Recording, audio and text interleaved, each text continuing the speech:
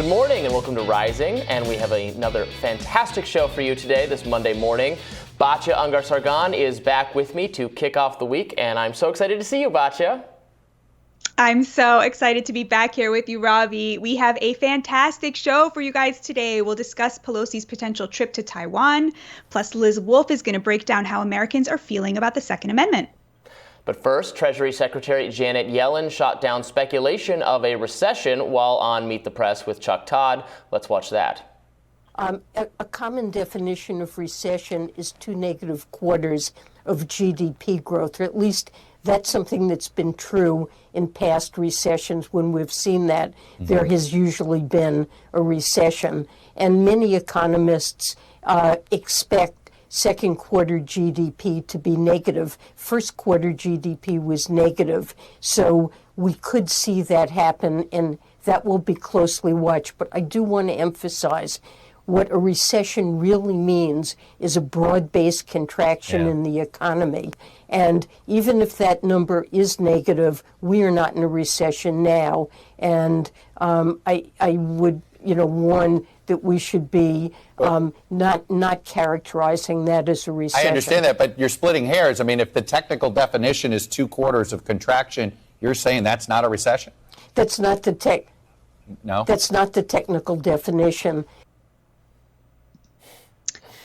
Just last week, the administration redefined what a recession is, according to a blog post by the White House.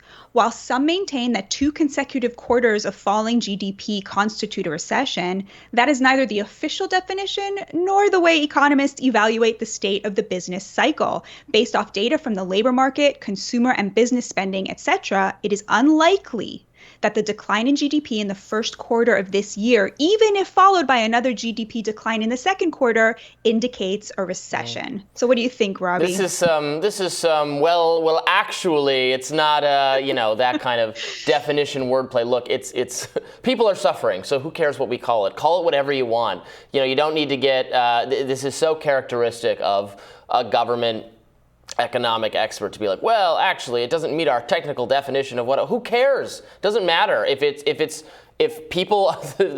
to hurt. If the economy is bad, it's bad. If it's not what it should be, it's not what it should be. So it doesn't matter if it's technically meets their definitions. I think this is so silly. So I have a little bit of a different view. I mean, far be it from me to extend, any goodwill towards Janet Yellen, who failed to see, any of the current crisis coming, totally thought inflation was going to be, completely transitory. But, to me, when I look at the labor market, the labor market is still so good. There are still 11 million open jobs in this country.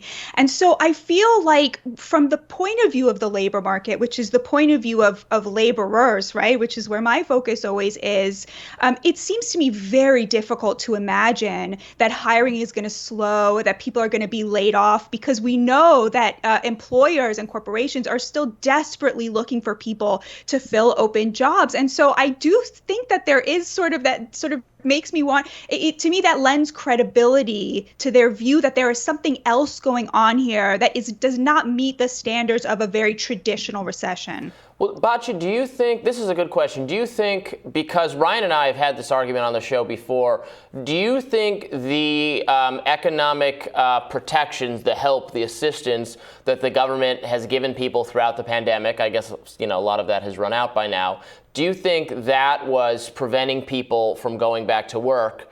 And maybe for some people it still is, as the money accumulates. They say, well, I have this, I'd work, but I'm not going to work if I'm being paid not to work. I'll work when I'm out of my my sort of government support. Ryan really didn't agree with that was what was behind it. What do you think? I think that the second big infusion of cash payments when the economy was already in recovery under the Biden administration, of course that increased inflation, right? It's impossible to say that that didn't impact inflation. But to me, the idea that there are people 2 years later, still living off of that $1,200 doesn't seem likely at all. I think what's more likely is that families found a way to live without, mom going out and working 8 hours a day, 12 hours a day at Walmart, right? They found a way to make it work. That pause, those 3 months of, mortgage payments gave them a pause to where they were able to start thinking about, how can we reorganize this family so that, what we're seeing is a lot of moms didn't go back to work. A lot of working class women didn't go back to work. And that's not necessarily a bad thing. A tight labor market is actually really good for the working class. We've seen that it has led to slight increases in wages. Of course, there should be more. Of course, it hasn't kept up with inflation. Of course, 2/3 of Americans are still living paycheck to paycheck. But the idea that a group of women in the lower classes decided, actually, I'd rather stay home. I'd rather not go back to my terrible job in customer service, in retail, where people treated me terribly and I made, $12 an hour. I can make it work. It'll be a struggle, but it's more worth it for me to be home. I don't know that that's necessarily a bad thing. What do you think? Well, certainly, if people don't want to work, if their work does not give them a lot of meaning or happiness in life and they can avoid doing it, yeah, absolutely, they should avoid doing it. And you're right that the kinds of people, you speak for the working class, you do a lot of reporting on the working class. I think the working class is something of a mystery to a lot of, elite media professional types who are married to their jobs, who, can't imagine life without work, who, have anxiety and all sorts of other problems, but the problems not being their jobs. They like their jobs, or they're really or almost too involved with them, and they don't understand that for a lot of people, a job is just a job. You would not do it if you didn't have to. And that's not where the media professional class is at, and I think it makes them not very understanding of how ordinary people are. Yeah, absolutely agree with that assessment, Robby. Well, the Fed is eyeing more interest rate hikes. Fed Chairman Jerome Powell is expected to approve another 75 basis point hike this week and signal the Fed's intention to move higher in the months ahead. However, these hikes are creating an even worse housing market for young buyers as the Fed drives up mortgage rates, making it nearly impossible to find affordable housing. And not all economists agree that raising interest rates is the answer to inflation. During a debate here on Rising last week, two economists each had a different take on the Fed's strategy. Let's take a look at that. Raising interest rates is really the wrong way to go about fighting inflation. Interest rates are also a cost of production. We are seeing that, loan volume actually is increasing. These are going to be costs that will be passed on to the consumer for some time to come until rates become high enough, if the Fed is willing to go that way, and crushes the economy. We have seen this scenario before. It has very devastating social consequences. We do not want, the Fed cannot engineer soft landing, and we don't want to go down that path. When the Biden administration first took office, right, if we compare price increases annually, that is about the rate at which prices are increasing monthly right now. So inflation has skyrocketed. It is a result of the government spending, borrowing, and printing far too much money, and the Federal Reserve needs to get its act together. Again, further context, the last time inflation was this high, the key Federal Reserve interest rate was over 13%.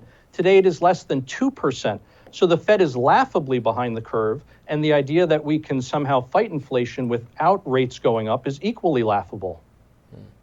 I mean, I lean in the direction of thinking that, yes, inflation is something that has to be gotten under control, even if it means increasing interest rates, that we're kind of, we already drank too much alcohol. We have to have the hangover no matter what. Like, there's no getting around it. Is kind of my philosophy here. Spoken to someone who drank too much on an occasion every now and then. I don't know. We can't get around it, and we have to do something about the inflation because people are furious.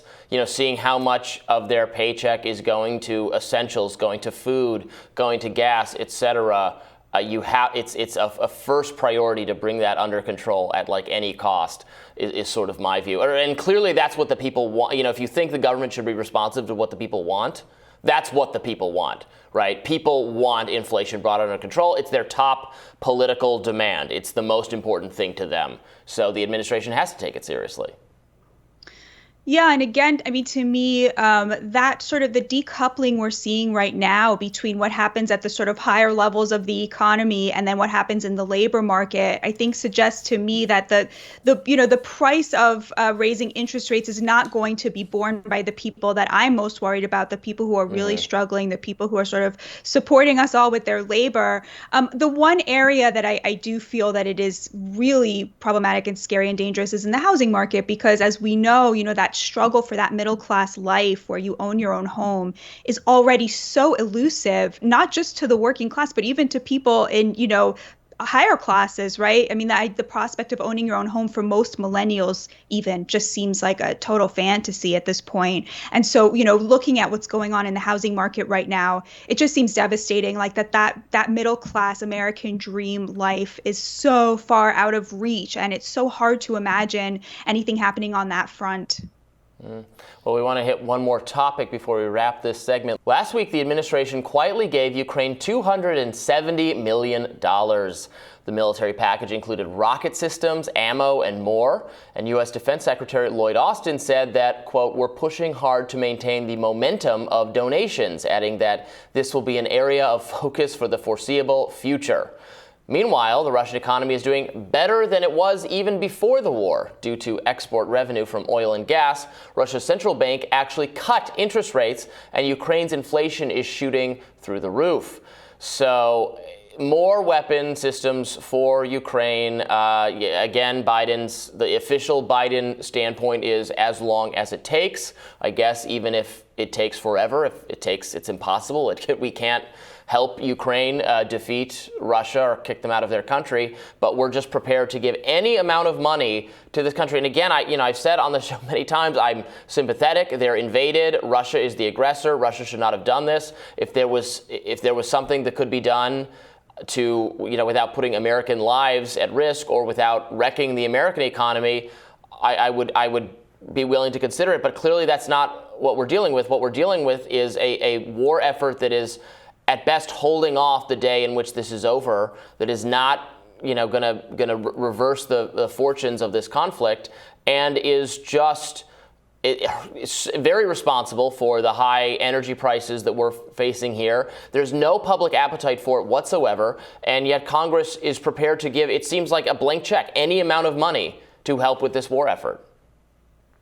I could not agree with you more. I find this absolutely maddening, the lack of democratic process, the lack of say that we have as the American people in where our taxpayer money goes, shipping off, weapons to this degree, taxpayer funded, and we have no way of tracing these weapons. We don't know who's getting their hands on them. We don't know what's happening with them. There's no accountability. Reports from on the ground tell about how this has become a sort of like there's almost some bizarre showmanship happening because they have to use up the weapons in order to get the next shipment. It's just absolutely maddening. And like you, I'm very sympathetic to the struggle of the Ukrainian people. Sovereignty, national sovereignty is extremely important. But are we really going to fund the Ukraine to the point where the impossible is going to happen, where, the Ukraine is going to once again take over the Donbas region? When this conflict started, the Ukraine did not have control over the Donbas region. It was an independent region, right? So the idea that we would now correct Ukraine's own civil war history, that we should be funding that, I just don't understand why. I see that people, they want, we're in this new Cold War era. They want to see Russia there. They want to see Russia as their main adversary. But what they're doing is they're essentially building Russia up by fighting against it in this way, in this sort of hopeless conflict. I've said from the beginning, we should be encouraging the Ukraine to find a way out of this. We should be encouraging Russia to find an off-ramp to this. We should be finding a way for them to get out of this situation, because human lives are being lost. And this kind of blank check, as you put it, Robby, you're so right, is just unconscionable. It is unconscionable at a moment where 2/3 of Americans are living paycheck to paycheck to see this kind of money just being shipped out to another country. How many times have we given weapons to, our friends in some other country to help them, fight their battle, fight their civil war, and then then it ends, and then those weapons end up in the hands of people who want to kill. It literally blows up in our faces. How many times does this have to happen before we learn our lesson? I guess at least one more time. But we'll tell you what's on our radars coming up next. Stay tuned.